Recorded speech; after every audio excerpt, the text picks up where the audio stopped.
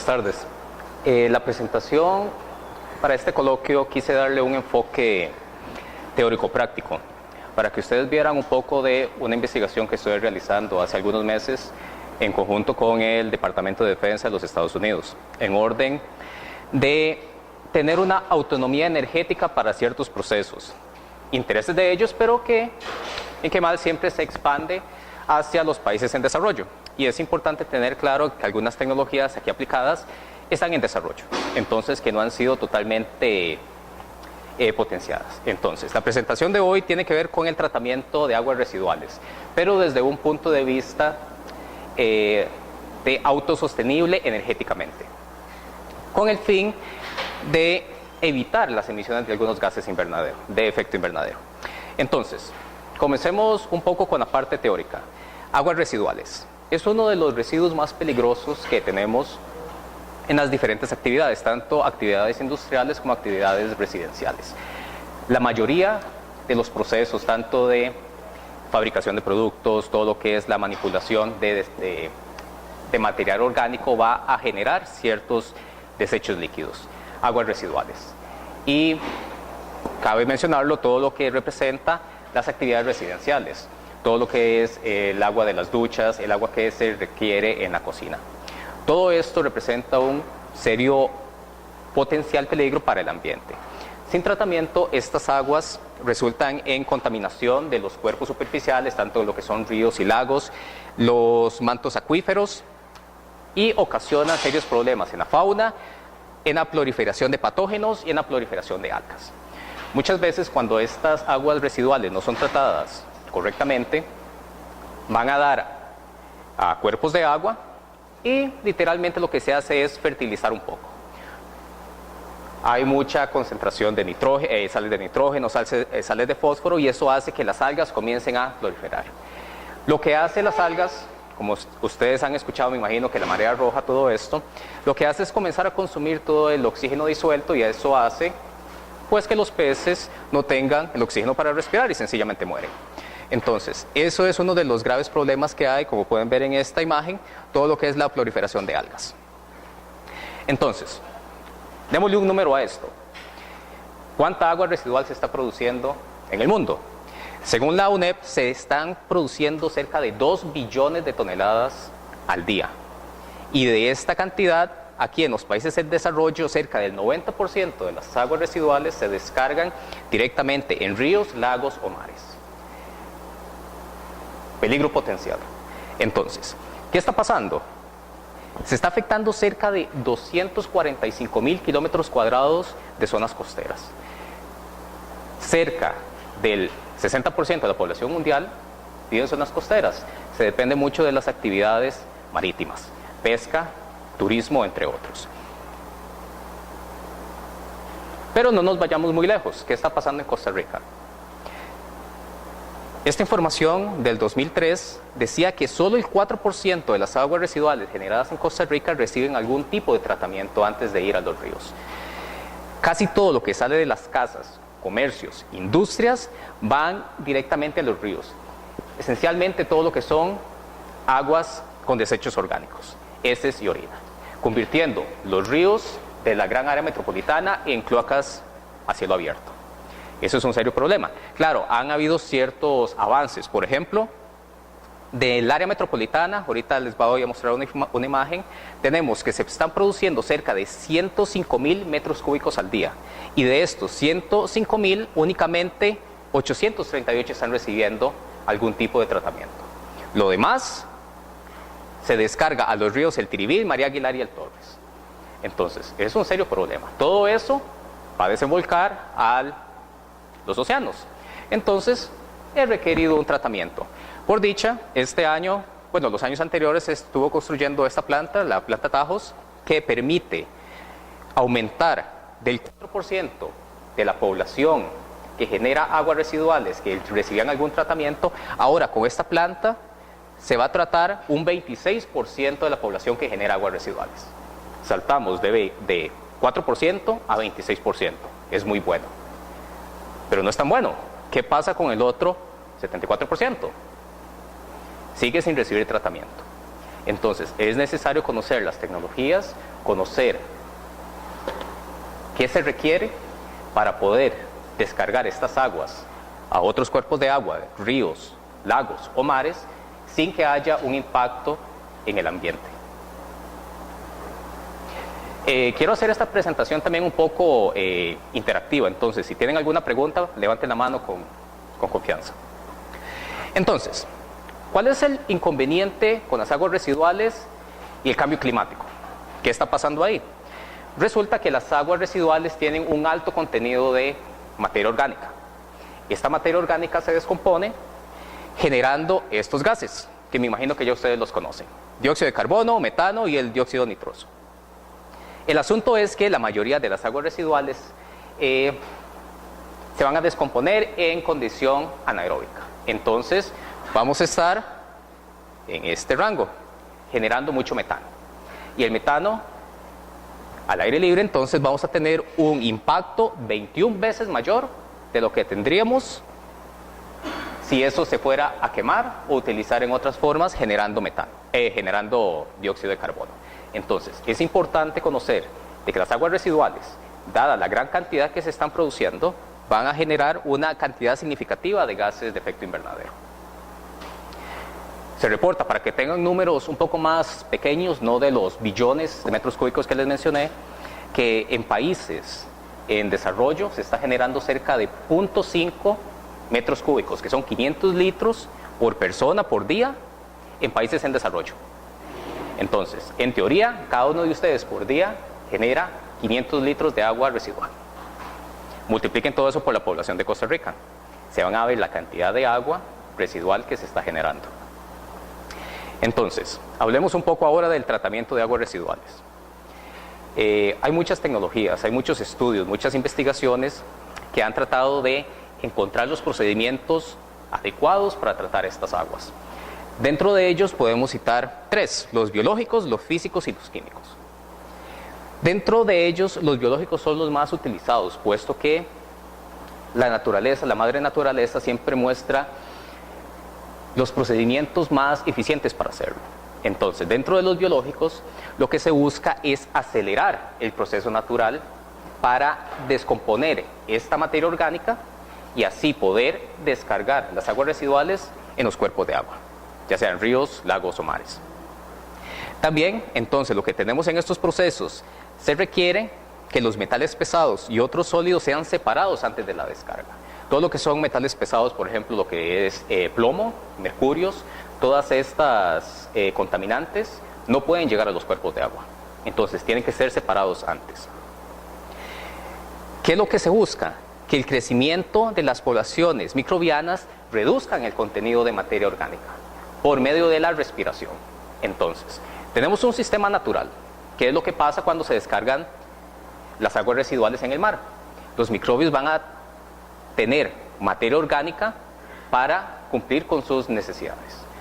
Lo que se busca es, mediante estos procesos, acelerar la descomposición de la materia orgánica. Entonces, dentro de los procesos biológicos, los más utilizados son la digestión anaeróbica y el tratamiento aeróbico. En los procedimientos físicos podemos tener algunos otros, por ejemplo, la filtración para quitar sólidos grandes, podemos tener ósmosis inversa para limpiar un poco más las aguas. Dentro de los procesos químicos y electroquímicos podemos tener electrocoagulación, que las aguas residuales reciben una corriente eléctrica para comenzar a coagular diferentes sólidos en suspensión. Lo que pasa con estos procesos es que son energéticamente muy caros, requieren una cantidad significativa de energía para llevarlos a cabo. Los procesos biológicos no, son parte de las ventajas de estos mismos. Entonces, en esta presentación les quiero mostrar un poco acerca de los procesos biológicos, la combinación de estos con la generación de bioenergía, biogás, y cómo se puede lograr un sistema de tratamiento de aguas que sea autosostenible. Ok, comencemos con digestión anaeróbica. ¿Qué es esto? Esto se da en un ambiente libre de oxígeno en el cual tenemos que la materia orgánica es descompuesta en dióxido de carbono y en metano. Dentro de las 4 etapas de la digestión anaeróbica, lo que tenemos aquí en esta figura, tenemos que los polímeros son llevados a un proceso de hidrólisis, en el cual las grandes cadenas orgánicas se separan, se rompen para formar monómeros. Estos monómeros luego pasan a una etapa de fermentación para generar, por ejemplo, algunos alcoholes. Después tenemos las etapas de acetanogénesis para formar acetato, y tenemos también la última etapa, que es la metanogénesis, para formar, por último, el metano. Lo que pasa con este proceso, como pueden ver, es escalado. Tenemos muchas etapas, muchos microorganismos, bacteria, arquea, que llevan a cabo todo esto. Es un proceso lento. Entonces, si ustedes generan 500 litros de agua residual al día, probablemente esa agua tenga que estar en un estanque bajo condiciones anaeróbicas durante 1, 2, 3, 4 días para que se dé todo este proceso. Muchas veces, debido a la cantidad de agua que se está generando, eso no es posible. Entonces hay que ver cómo se acelera el proceso, que es muchas de las investigaciones que se llevan a cabo, a ver cómo aumentamos la cantidad de materia orgánica que se puede tratar y disminuir el tiempo en que esta agua permanece en este proceso. Entonces, dentro de la digestión anaeróbica hay diferentes configuraciones. La principal es la temperatura. Ver entonces si tenemos cultivos termofílicos o cultivos mesofílicos. Se ha demostrado con varios estudios que utilizando cultivos termofílicos a temperaturas entre 45 y 55 grados, se aumenta, primero, la producción de biogás, la producción de metano, y segundo, se aumenta la reducción de sólidos totales en el agua, que es lo que buscamos. ¿Qué es lo que pasa? Que saltar de un cultivo mesofílico, que es entre 30 y 38 grados en promedio, saltarlo a termofílico, esto requiere una cantidad significativa de energía térmica. Tenemos agua que está a temperatura ambiente. Aquí en Costa Rica la temperatura ambiente puede andar alrededor de 21 grados centígrados y tenemos que llevarla cerca de 50 grados. ¿Cómo hacemos eso? Tenemos que agregarle energía térmica. Muchas veces se utiliza el mismo metano, se quema y se calienta el agua. Pero energéticamente no es muy factible, puesto que estamos disminuyendo la eficiencia global del sistema. Estamos tomando una parte del valor agregado que le estamos dando al tratamiento, que es el metano, para quemarlo, para mantener condiciones. La eficiencia global disminuye. ¿Qué ventaja tenemos en Costa Rica? Una gran cantidad de energía solar. La energía solar se puede utilizar para llegar a estas temperaturas, sin tener que utilizar el metano para efectos de calentamiento. En este caso, el metano lo podemos quemar para generar electricidad, que es lo que andamos buscando. Entonces, saltamos al segundo procedimiento, tratamiento aeróbico. Como les dije, la digestión anaeróbica es un proceso lento, no es muy eficiente. Por eso, las aguas que salen después del tratamiento anaeróbico aún contienen una gran cantidad de materia orgánica. Esa cantidad de materia orgánica, bajo esa calidad, no se puede descargar a ningún cuerpo de agua. Entonces, es necesario tener un tratamiento secundario para bajar aún más la cantidad de materia orgánica. Y en este caso podemos utilizar el tratamiento aeróbico. Tratamiento, como la palabra lo dice, requiere aire, oxígeno, para fomentar ciertas comunidades microbianas para que descompongan este material orgánico. La ventaja que tenemos en este tipo de sistemas es que es muy rápido. Es muy rápido, en cuestión de 12 horas ustedes pueden limpiar significativamente el agua y se puede descargar directamente en los ríos, sin afectar la fauna ni todos los problemas que les expliqué al principio. Entonces, ¿cuál es el funcionamiento? ¿Cómo hacemos? Entonces, tenemos la materia orgánica, agregamos oxígeno y lo que vamos a generar acá es dióxido de carbono, agua y amonio. Entonces, disminuimos significativamente la cantidad de materia orgánica y generamos agua y gases. Eso es lo que buscamos, disminuir la cantidad de materia orgánica para que pueda ser descargada en cuerpos de agua. ¿Cuál es el problema? Esta parte. Tenemos que suministrar oxígeno. Suministrar oxígeno es relativamente costoso. Si algunos de ustedes tienen peceras en sus casas, tienen saben que tienen que estar limpiando los filtros, puesto que los peces ocupan cierta concentración de oxígeno en el agua. Asimismo, estas bacterias ocupan cierta concentración de oxígeno para llevar a cabo estos procesos. La recomendación es mantener el oxígeno disuelto en el agua entre 1 y 2 miligramos por litro. Hacer esto para una planta de tratamiento que puede tratar 10.000, 50.000 metros cúbicos de agua al día, se pueden imaginar la cantidad de energía requerida para mantener esta concentración de aire. Eso se hace mediante ventiladores o mediante compresores. Y estos compresores ocupan electricidad. Entonces, vamos viendo, ocupamos gran cantidad de energía eléctrica, pero queremos un sistema que sea autosostenible. ¿De dónde sacamos esa energía eléctrica? Del proceso anterior. Del proceso anterior estamos generando metano. Del metano lo podemos quemar y lo podemos mandar a turbinas y generamos la electricidad que necesitamos para estos procesos. ¿Cierto? Ok, en resumen de estas tecnologías. Digestión anaeróbica y tratamiento aeróbico. Lo que es los sólidos totales de entrada, digestión anaeróbica permite manejar altos contenidos de materia orgánica. Permite disminuirlos y las bacterias pueden descomponerlo. En cambio, en el tratamiento aeróbico no es posible. Se requiere aguas que tengan un bajo contenido de materia orgánica. Por eso es que los sólidos totales deben de ser diluidos para utilizar el tratamiento aeróbico. Luego, ¿qué pasa con la reducción de sólidos totales? En la digestión anaeróbica, como les dije, es un proceso lento. Por eso la reducción es media-baja. En cambio, en el tratamiento aeróbico es un proceso muy rápido. La disminución es alta. Consumo de energía. En la digestión anaeróbica es baja. Únicamente se requieren algunas bombas, algunos agitadores, algunos cortadores para disminuir la cantidad de desechos orgánicos, hacerlos más pequeños. En cambio, en el tratamiento aeróbico, como ya les mencioné, se ocupa mucha energía para mantener la concentración de oxígeno en el agua. Se ocupa compresores o se ocupan ventiladores. ¿Qué pasa en la generación de energía? Mientras en la digestión anaeróbica estamos generando gran cantidad de metano que podemos utilizar para la generación eléctrica, en cambio, en el tratamiento aeróbico, la generación de energía es nula. Este sistema sencillamente consume energía. Entonces vamos viendo. Tenemos ventajas y desventajas de cada uno. Los combinamos. Al combinar, al tener una integración de tecnologías, lo que hacemos es solventar las deficiencias de un proceso con el otro. Entonces, alto requerimiento energético, pues utilizamos el metano.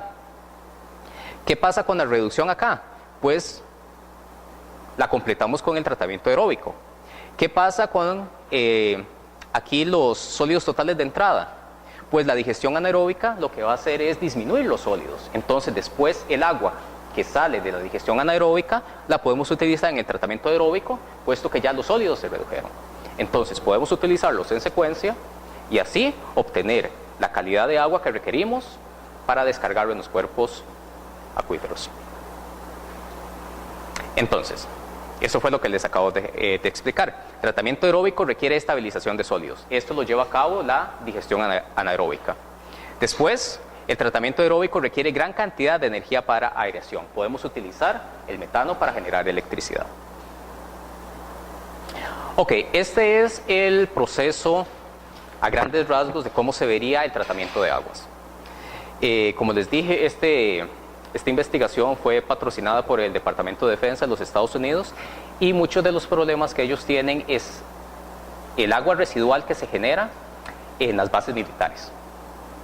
Muchos de los soldados pues tienen que ser alimentados, generan mucha agua residual, tanto en las duchas, en los baños, y ellos lo que quieren es, cuando tienen su base, pues consumir el agua y descargarla limpiamente. Entonces, este proceso trata acerca de ello. Entonces, ¿qué tenemos acá? Tenemos algunos pozos que reciben todo el tipo de desecho orgánico que se está generando. En este caso, se hizo una investigación con una combinación de diferentes tipos orgánicos, principalmente desperdicios de alimentos. Después tenemos un tanque para mezclar todo esto para tener homogeneidad. Dado que es una investigación, es requerido tener alguna repetitividad, entonces se trata de tener un tanque que mezcle todo y tener una concentración de sólidos alrededor del 8%. Aquí en el digestor anaeróbico, con un volumen de 1440 metros cúbicos, se genera el biogás a una temperatura de 40 grados centígrados. Se está generando cerca de 2.900 metros cúbicos de biogás por día. Después de 25 días, se cambia todo el contenido volumétrico del reactor y va a otro pozo donde se separa los sólidos. Utilizando un filtro, tenemos este transportador acá para extraer la fibra de la materia orgánica. Esta fibra es un producto de gran valor porque dependiendo de estos desechos, esta fibra se puede utilizar como fertilizante o se puede utilizar para otros procesos como la fermentación para la producción de etanol. Entonces pueden ver que cada uno de los residuos tiene que tener una utilidad después para sacarle provecho a cada uno de estos procesos. Después de que se separa la fibra, lo que tenemos aquí es un tanque de filtrado y se manda en dos batches, en dos volúmenes, aquí a la cámara de aireación, donde un compresor suministra el aire para mantener la concentración de oxígeno entre 1 y 2 miligramos por litro. Por último, lo que se tiene acá, después de 12 horas, se manda el líquido a un tanque para sedimentar los sólidos que pudieron haber quedado después de este proceso, y después de 6 horas tenemos el agua con la calidad suficiente para ser utilizada en usos agrícolas, para irrigación. Entonces, ¿cómo iniciamos esto? Vamos a ver el rendimiento del biodigestor. Como les dije, tenemos una temperatura de 40 grados, mesofílica. Tenemos una retención hidráulica de 25 días. Esto quiere decir que en 25 días el reactor tiene que haber vaciado todo su contenido. Y aquí lo más importante es lo que tenemos aquí en rojo, que es el COD, la demanda química de oxígeno. Esto lo que nos demuestra es la cantidad de materia orgánica que está presente en el agua residual. En este caso pueden ver que es de cerca de 133.000 miligramos por litro. Esto es un número grande. Con este número jamás se puede descargar estas aguas a ningún río. Y después tenemos acá la alimentación. Se está recibiendo cerca de 76 metros cúbicos de agua residual por día. Entonces, después del tratamiento aeróbico que tenemos, se recuerdan que el COD era de 133.000. Después del tratamiento aeróbico fue bajado a 151.000, más de la mitad. Creo que es cerca del 62%. Después que extraemos la fibra del agua residual, vamos a tener el filtrado con un COD aún menor, de 47.000. Entonces, recapitulando, comenzamos con 133.000.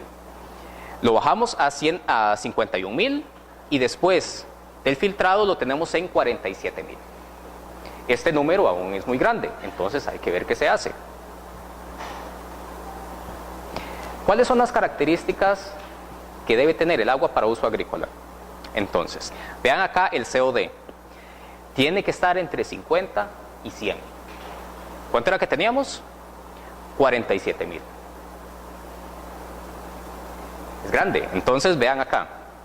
Se dice que para tratamientos aeróbicos, la remoción mínima del COD tiene que ser del 75%.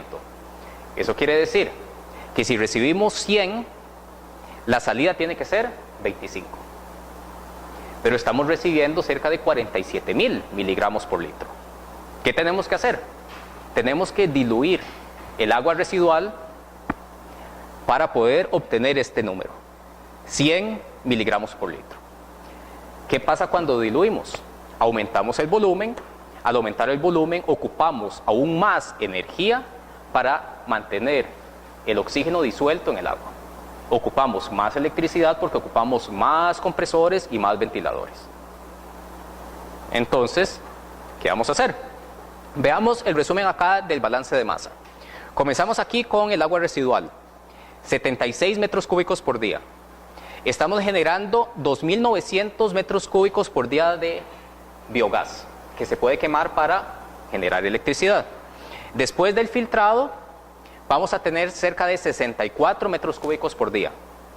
Como tenemos que diluirlo, pasamos de 64 a 5.000 metros cúbicos por día que tenemos que tratar.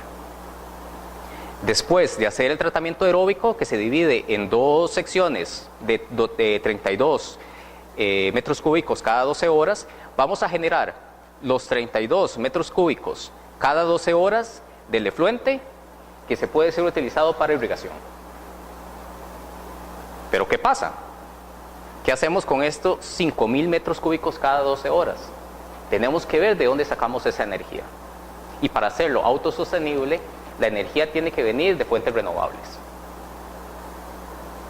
Veamos a ver entonces cuánta electricidad ocupamos. Comencemos primero con la parte de digestión anaeróbica. ¿Qué ocupamos? Cada una de las localizaciones que les mostré en el diagrama, por ejemplo aquí en los pozos donde llegan los residuos, vemos que ocupamos bombas para mover el líquido, ocupamos también unos agitadores para mantener una concentración homogénea de los sólidos totales. También tenemos aquí igual bombas, tenemos algunos molinos, ocupamos también una bomba para mantener recirculando agua caliente para tener la temperatura de 40 grados centígrados. Tenemos en el digestor, ocupamos algunos agitadores y ocupamos un ventilador, en este caso es para mantener una bolsa inflada en el tope para lo que es la tapa del biogás, por así decirlo. Y después aquí tenemos todo lo que es el separador líquido-sólido. Entonces, como resumen, para la digestión anaeróbica ocupamos 53 kilowatts en una hora. Y eso en un día equivale a 1.273 kilowatt-hora eléctricos. Vamos a ver entonces cuánto ocupamos para el tratamiento aeróbico. El tratamiento aeróbico esencialmente consume electricidad por la necesidad de airear el agua residual. Entonces, se recomienda alrededor de 1.1 metros cúbicos de aire por segundo para mantener esta concentración entre 1 y 2 miligramos por litro. Entonces, esta ecuación que tenemos acá, considerando una presión de entrada, una presión de salida, nos da la potencia eléctrica que ocupa el compresor para suministrar el caudal de los 5.000 metros cúbicos de agua para mantener esa concentración. Entonces, ¿cuánto ocupamos? Ocupamos cerca de 159 kilowatts. Eso en un día representa 3.832 kilowatt hora, que es aún más de lo que están requiriendo la digestión anaeróbica. Pero ¿qué pasa? Bueno, veamos primero esta distribución del consumo eléctrico. Entonces, en 24 horas tenemos todas las actividades que se llevan a cabo en la planta, considerando lo que es la aireación, todo lo que es la limpieza del biogás, todo lo que es el manejo de aguas residuales. Una buena distribución nos facilita en tener una carga eléctrica relativamente constante. Entonces, como pueden ver en este gráfico, el promedio anda alrededor de 325 kilowatts de electricidad. Y eso es lo que ocupamos para que la planta funcione. Pero ¿qué pasa? Que el uso del biogás no es suficiente para cubrir esta demanda. El biogás únicamente puede suministrar 5.548 kilowatt hora de electricidad en un día, pero estamos requiriendo 7.000.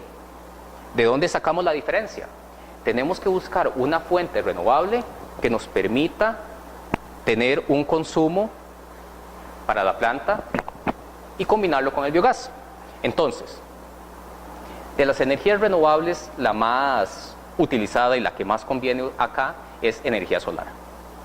La energía solar combinada con el biogás nos va a permitir generar la electricidad que requerimos desde todo punto de vista, forma renovable. Entonces, ¿qué tenemos acá? Energía solar se puede dividir en muchas formas, en muchas tecnologías. Sin embargo, este diagrama me gustó porque ejemplifica las tecnologías que se están utilizando actualmente. Por ejemplo, comenzamos acá con lo que son los paneles fotovoltaicos, que convierten directamente la radiación solar en electricidad en corriente directa.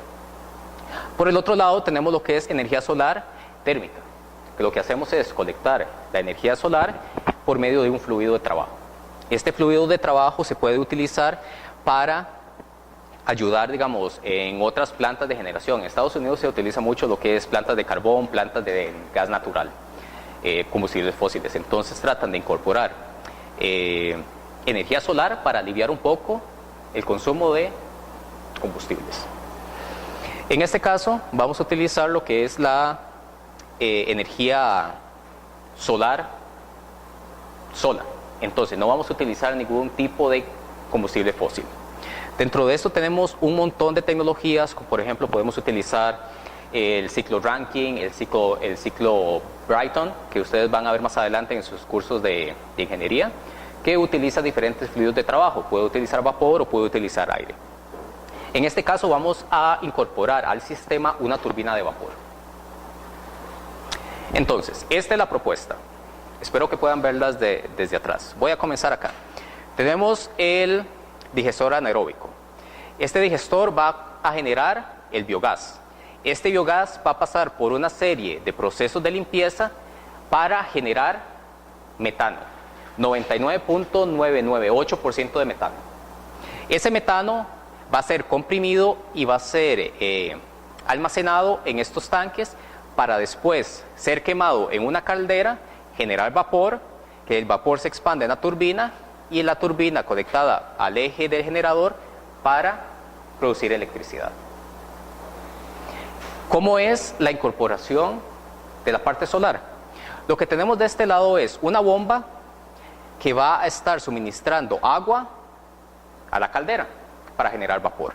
Entonces lo que hacemos es añadir un intercambiador de calor acá para tomar cierta energía solar y calentar el agua previamente aquí en el proceso de la caldera. Entonces lo que hacemos es disminuir el consumo de metano en la caldera. Entonces nos permite extender aún más las horas de operación de este sistema. En esta segunda figura lo que tenemos es la incorporación otra vez de energía solar, pero utilizando paneles fotovoltaicos.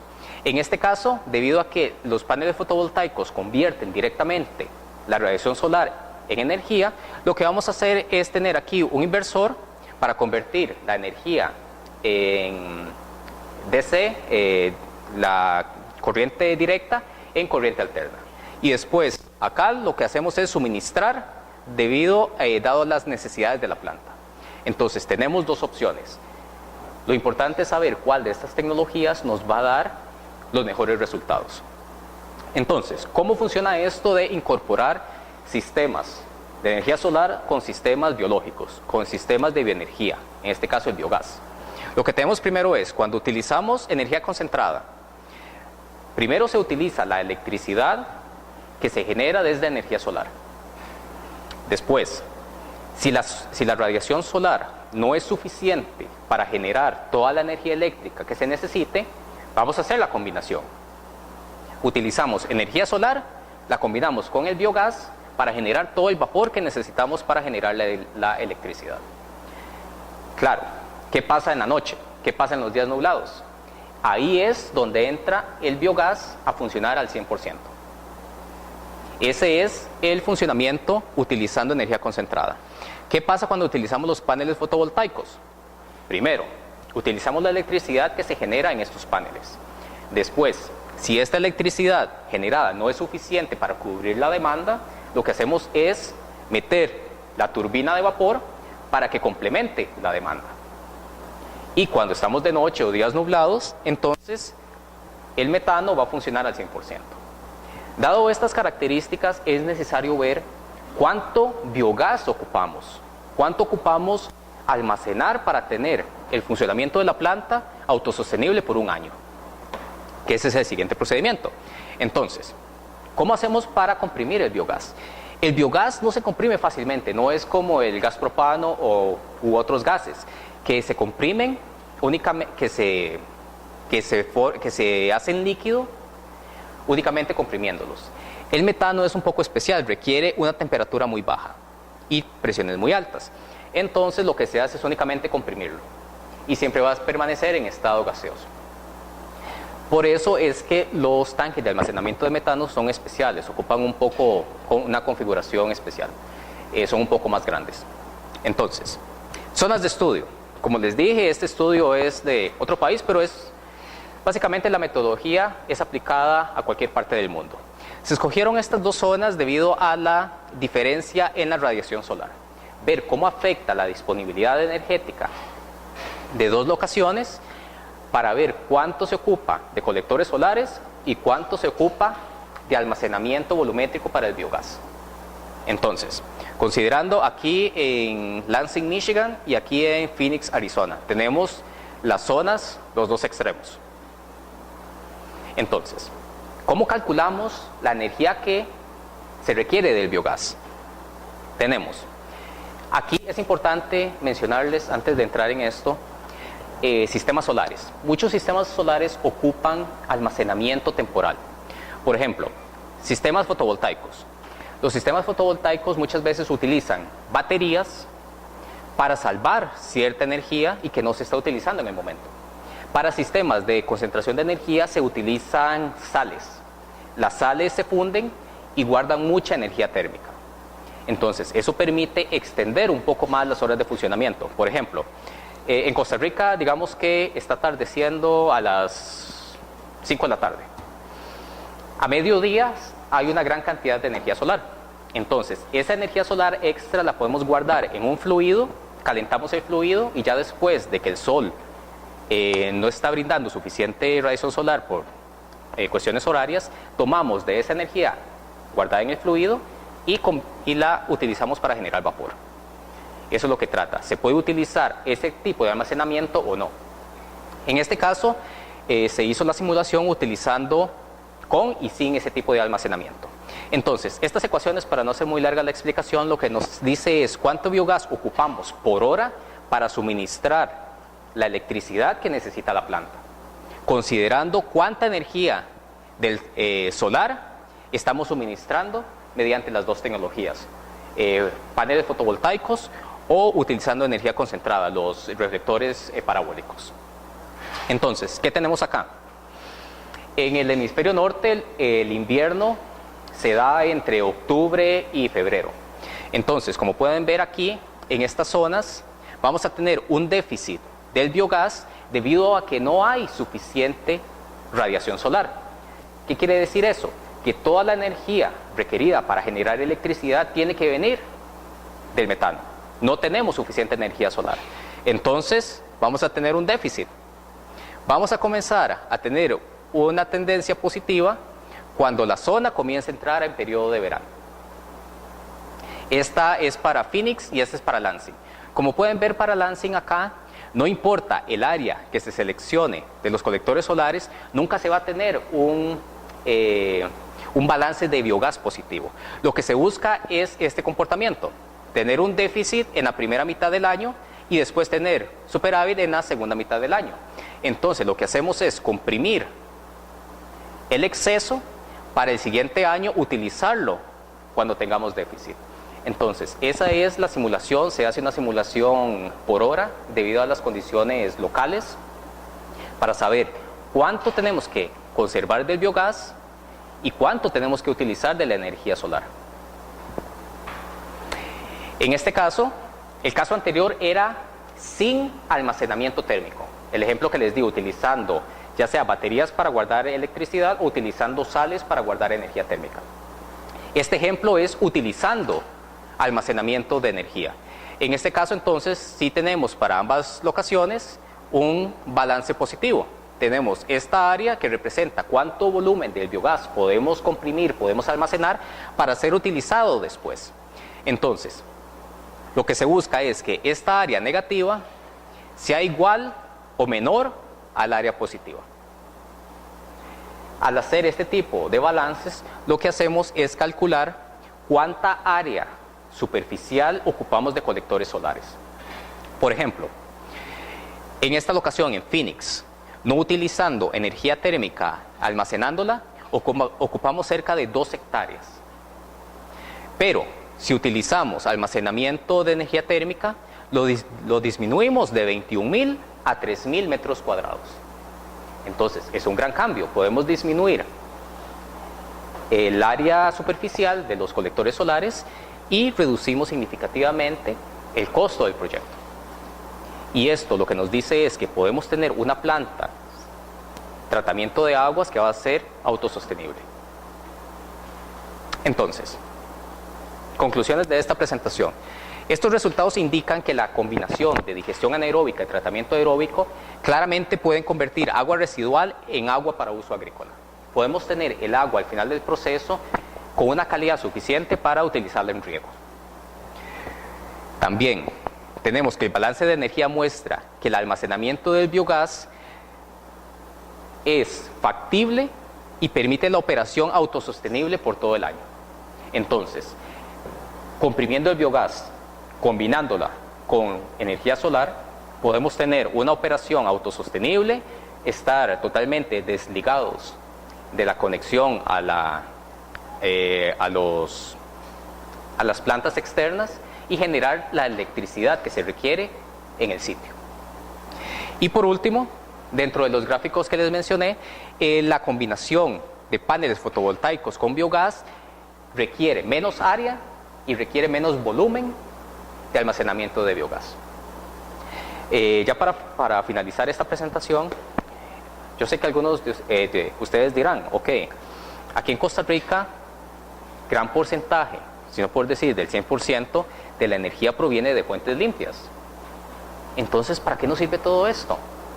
Tenemos nuestra planta, tomamos electricidad que viene de fuentes limpias y vamos a tener un sistema que nos ayuda a controlar la emisión de gases invernadero. Pero ¿cuál es el inconveniente? A futuro. ¿Qué pasa a futuro? Muchos de los cambios que ustedes van a ver en el consumo de combustibles fósiles es por el transporte. El transporte ahorita es 100% dependiente de combustibles fósiles. ¿Qué va a pasar a futuro? Yo considero que los automóviles, todo lo que es transporte, va a cambiar a sistemas eléctricos. Ahora, con estas nuevas compañías, Tesla tiene unas baterías buenísimas para todo lo que son automóviles. En lugar de lo que es combustibles fósiles, saltamos a la parte eléctrica. Entonces, el país va a requerir una significativa cantidad de electricidad para lo que es transporte. Y tenemos que ver qué pasa con lo demás.